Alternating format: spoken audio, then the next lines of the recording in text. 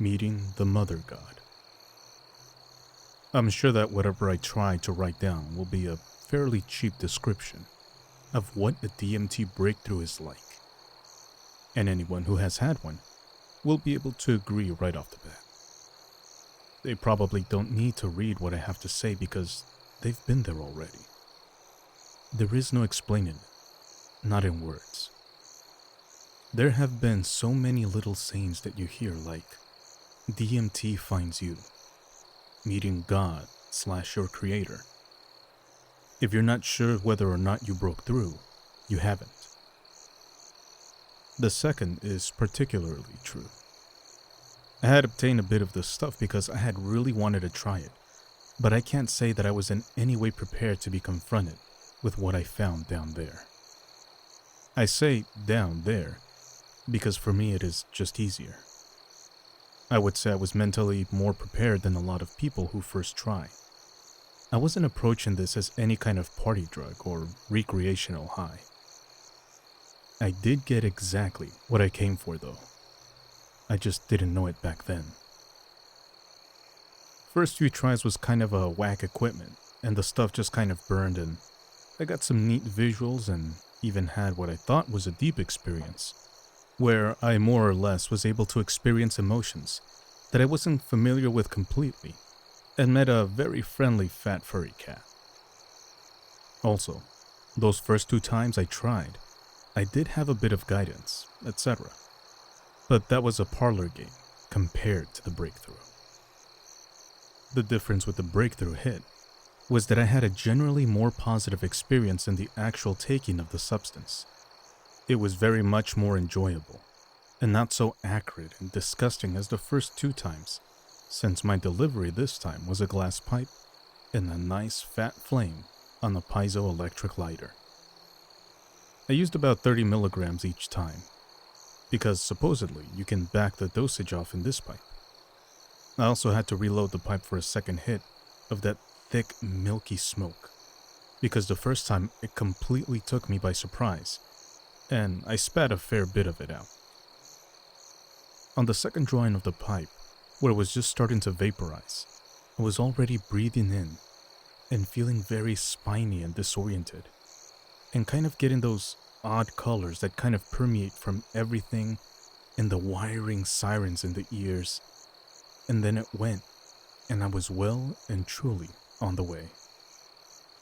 The incredible thing I can say is just how layered the experience was.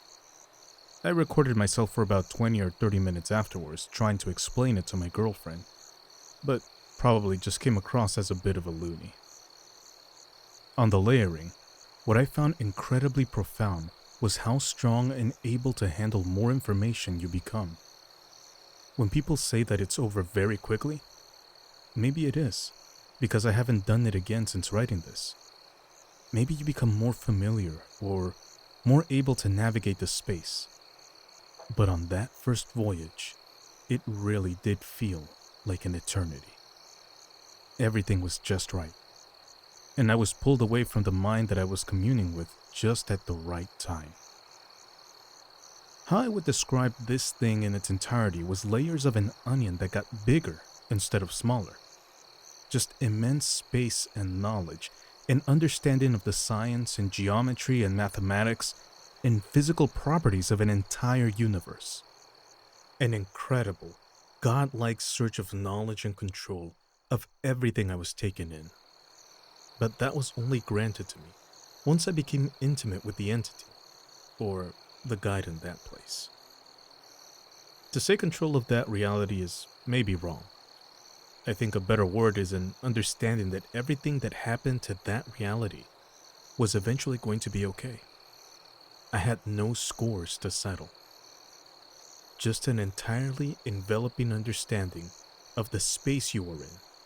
And then, you hadn't even come into the relationship with the entity of that dimension yet.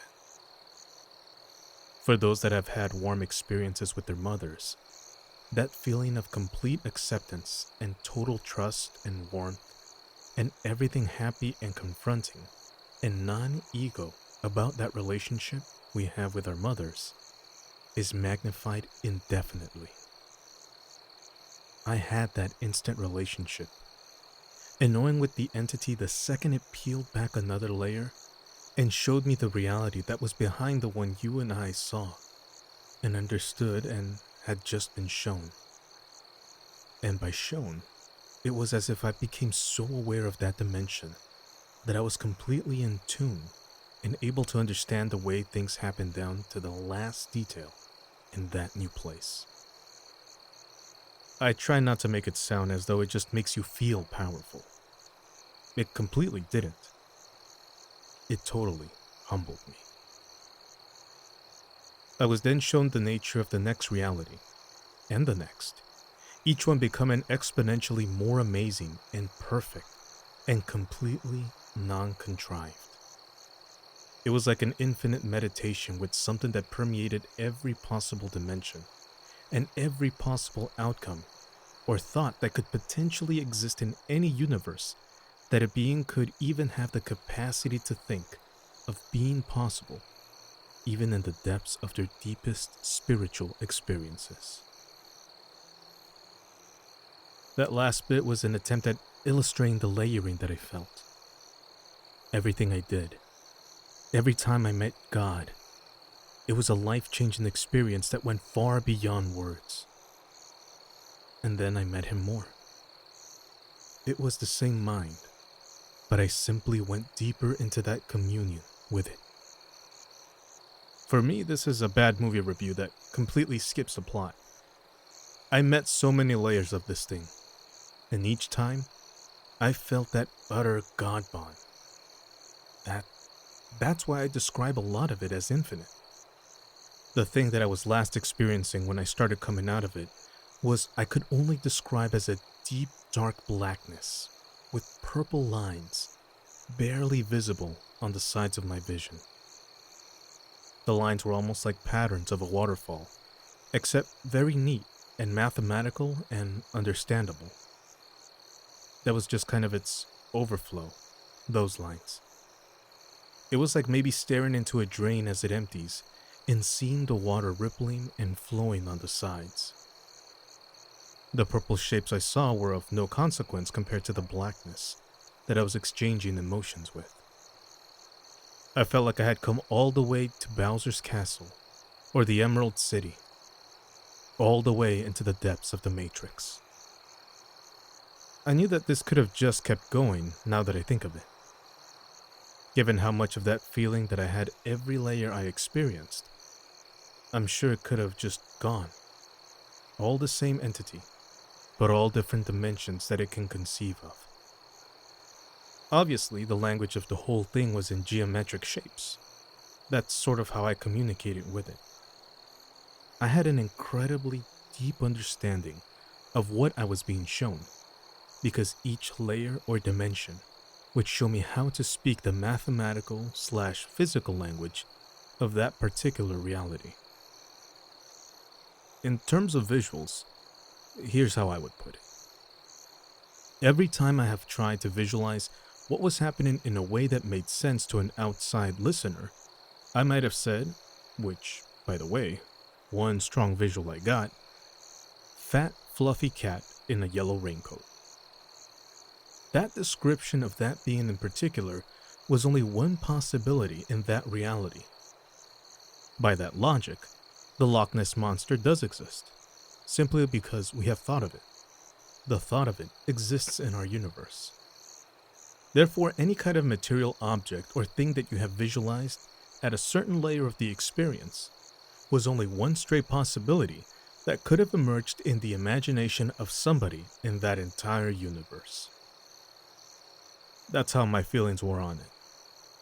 It wasn't some freak show with these far-out creatures.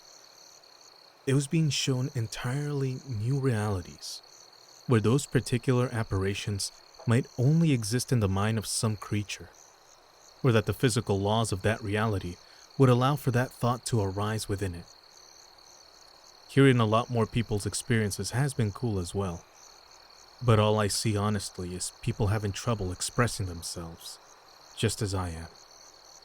Even though the ones who do this stuff a lot and try to talk about it a lot have real dramas, even describing the first atom in one of these realities that you completely synchronize with, let alone being able to express what it's like to be able to actually walk the yellow brick road and meet the thing behind the curtain.